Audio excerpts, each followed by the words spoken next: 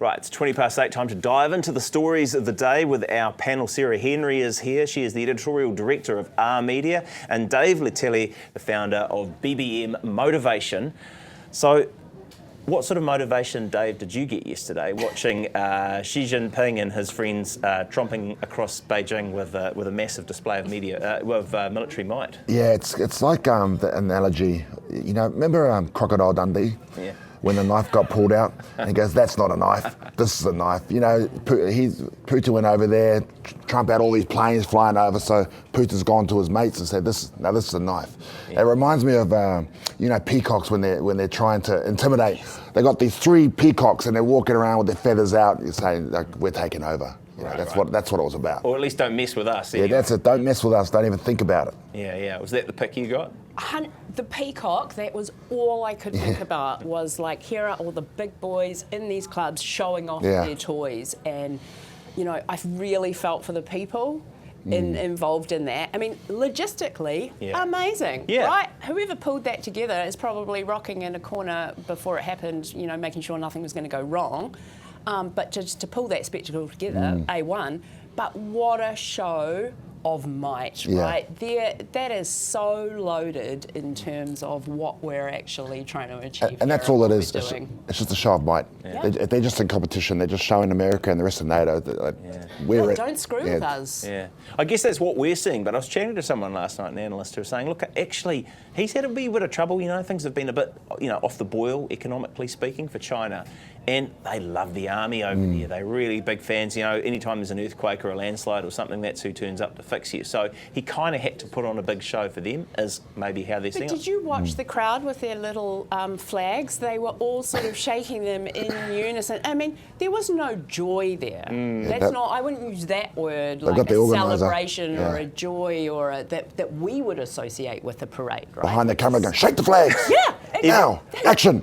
And maybe that's a very cliched view from an outsider looking in, but I was just like, no, that I was watching some of those close-ups, and you think, like, it's not like your kiss cam or whatever. It's all been fairly orchestrated, and that person at that moment is going, if I bottle this, my family will never be heard of again. But, my wife's gone to China last year. My friend just went there earlier this year. It's when you go there, it's like they got all over us.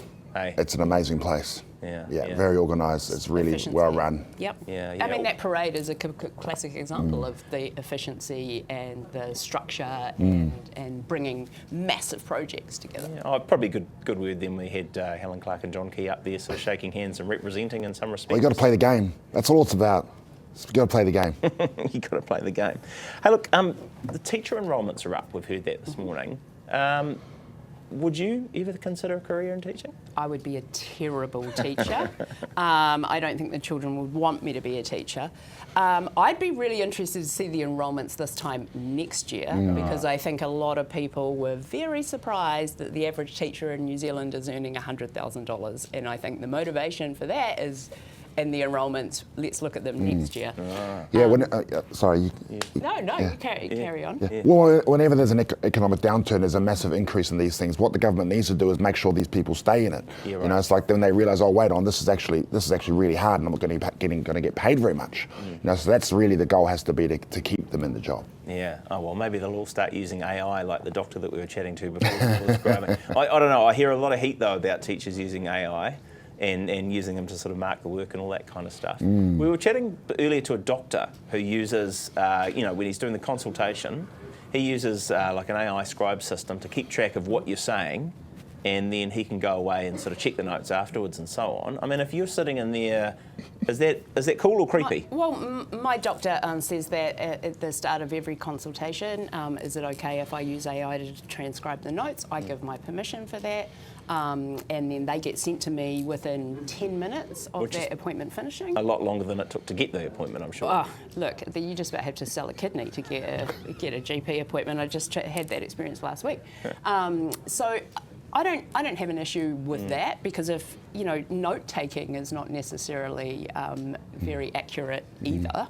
So if it's an accuracy call there, speed, efficiency again, great.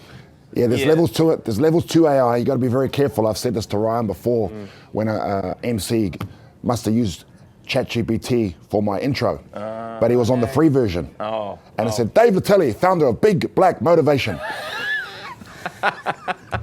You got to make sure they're using the free, not using the free one. It's got to be the paid version. There is a big difference. Fact check. Big difference. Yeah, especially if you. Well, look, stay with us. Stay with that thought anyway. We'll take a little break there. We'll be back with our panel in a moment.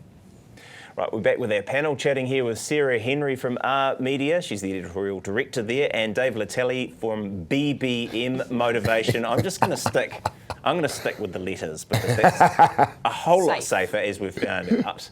But we were chatting before about AI, and we were talking about, popping in to see the doctor, and then how often have you had a situation where you found the doctor Googling what they're supposed to be telling you?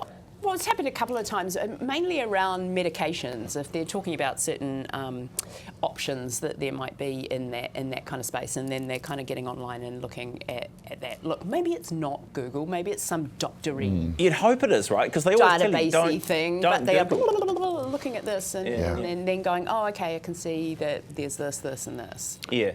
And you're thinking, why am I paying for this?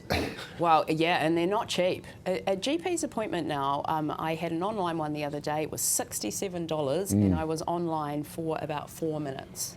Wow.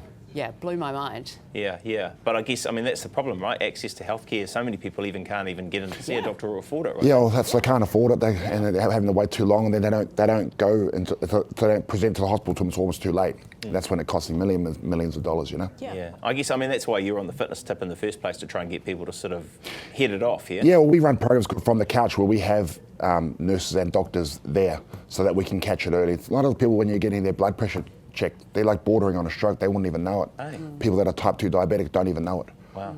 So you've got to catch it early. Yeah. Oh, and catch it before you lift any kettlebells. I would have thought anyway. Now, look, a lot of people are getting quite exercised about the great spectacle of an All Blacks Springboks test. But will you both be watching? Would you like to go first, Dave? Yeah, probably not. I Really? might watch the haka. Yeah. Yeah, like I get excited about that, but yeah, I'm not really. Up the waz. Yeah, that's me. So you're more interested in that Manly head-to-head, are you? Yeah, and more hoping that into they the can league. make their way through. Try and get into the top 4. Is it that how it works? You've never been. That's never been. I think for New Zealand, right? It depends what kind. Like you're either from a league family or a rugby family. I come from a league family. I'll support them in the World Cup if they make the final. but that's about it. Wow, intense. And what about? Are we seeing a sort of a shift? I know.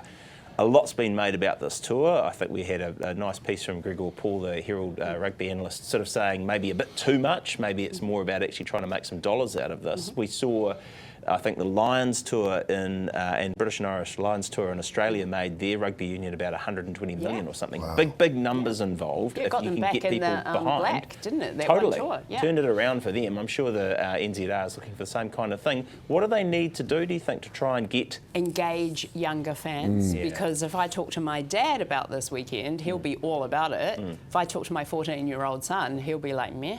Right.